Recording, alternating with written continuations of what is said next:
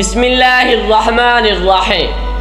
فاتح بیت المقدس سلطان صلاح الدین ایوبی الناصر سلطان صلاح الدین بن یوسف بن ایوب، جنہیں عام طور پر سلطان صلاح الدین ایوبی کے نام سے جانا جاتا ہے، آپ ایوبی سلطنت کے بانی تھے۔ سلطان صلاح الدین ایوبی 1138 میں موجودہ عراق کے شہر تقریت میں پیدا ہوئے۔ ان کے زیر قیادت ایوبی سلطنت نے مصر، شام، یمن، عراق، حجاز اور دریائے باقر پر حکومت کی۔ سلطان صلاح الدین ایوبی بہادری، فیاضی، حسن خلق، سخاوت اور بردباری کے باعث نہ صرف مسلمان بلکہ مسیحی بھی ان کو عزت کی نگاہ سے دیکھتے ہیں۔ سلطان صلاح الدین اپنے کارناموں میں نور الدین زنگی پر بھی بازی لے گئے۔ ان میں جہاد کا جذبہ کوٹ کوٹ کر بھرا ہوا تھا۔ صلاح الدین شروع میں نور الدین زنگی کی فوج میں تھے اور مصر کو فتح کرنے والی فوج کا حصہ تھے۔ ان کے سپہ سالار شیر کو سلطان صلاح الدین ایوبی کے چچا تھے۔ مصر فتح ہو جانے کے بعد صلاح الدین ایوبی کو 564 ہجری میں مصر کا حاکم مقرر کر دیا گیا۔ 569 ہجری میں انہوں نے یمن فتح کیا۔ نور الدین زنگی کے انتقال کے بعد سلطان صلاح الدین حکمرانی پر فائز ہوئے۔ مصر کے بعد سلطان صلاح الدین ایوبی نے 1182 تک شام، موصل اور حلب وغیرہ فتح کر کے اپنی سلطنت میں شامل کر لیے۔ اس دوران میں صلیبی سردار رینالڈ کے ساتھ معاہدہ صلح کیا، جس کی روح سے دونوں ایک دوسرے کی مدد کرنے کے پابند تھے، لیکن یہ معاہدہ محض کاغذی اور رسمی تھا۔ صلیبی بدستور اپنی اشتعال انگیزیوں میں مصروف تھے اور مسلمانوں کے قافلوں کو برابر لوٹ رہے تھے۔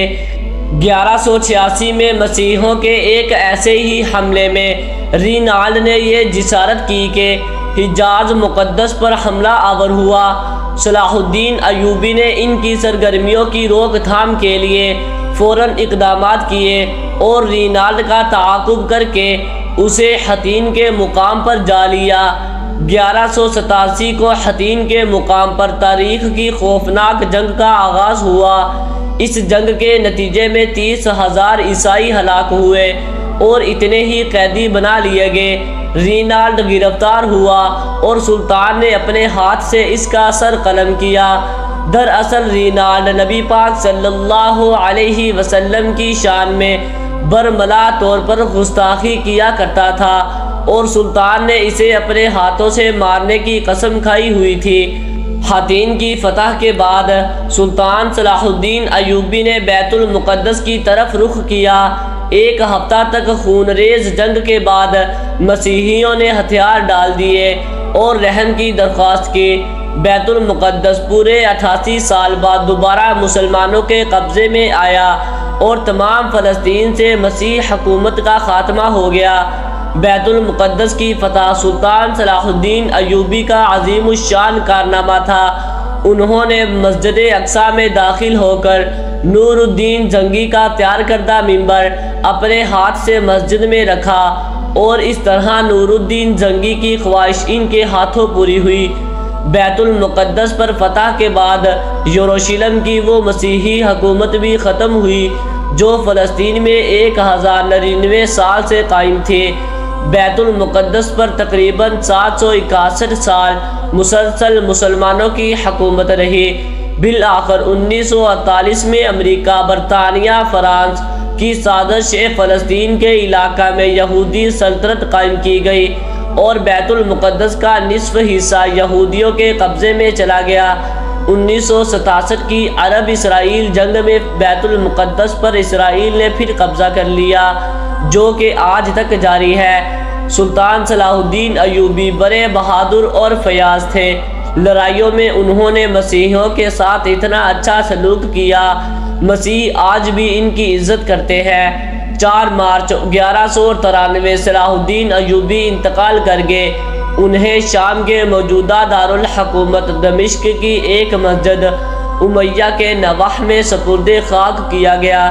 سلطان صلاح الدین ایوبی نے کل 20 سال حکومت کی مورخ ابن خلکان کے مطابق ان کی موت کا دن بہت زیادہ تکلیف دہ تھا۔ موجودہ دور کے ایک انگریز مورخ لین پول نے بھی سلطان صلاح الدین ایوبی کی بڑی تعریف کی ہے، اور وہ لکھتے ہیں کہ بادشاہوں اور ان میں ایک عجیب فرق تھا۔ بادشاہوں نے اپنے شاہ و جلال کے سبب عزت پائی، اور سلطان نے عوام سے محبت اور ان کے معاملات میں دلچسپی لے کر ہر دل عزیزی کی دولت کمائی۔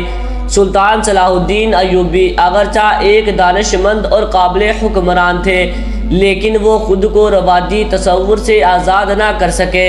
خلافت کے حقیقی تصور کو اب مسلمان معاشرہ اس حد تک بلا چکا تھا کہ نور الدین اور صلاح الدین جیسے حکمران بھی ملوکیت کے انداز میں سوچتے تھے۔ جان نشینی کے معاملے میں سلطان صلاح الدین ایوبی نے وہی غلطی کی جو سب سے پہلے ہارون الرشید نے کی تھی، اور سلجوقوں کے بعد سے تمام حکمران کرتے چلے آ رہے تھے۔ انہوں نے زمانے کے غلط رواج کے تحت اپنی سلطنت 3 لڑکوں میں تقسیم کر دی۔ نتیجہ یہ ہوا کہ طاقتور سلطنت تقسیم ہو کر کمزور پڑ گئی۔ پھر بھی ایوبی خاندان کے ان چند لائق حکمرانوں، جن میں سلطان صلاح الدین ایوبی کا بھائی ملک عادل اور اس کا لڑکا ملک کامل قابل ذکر ہے، مصر، شام، حجاز اور یمن کو تقریباً 60 سال تک متحد رکھا۔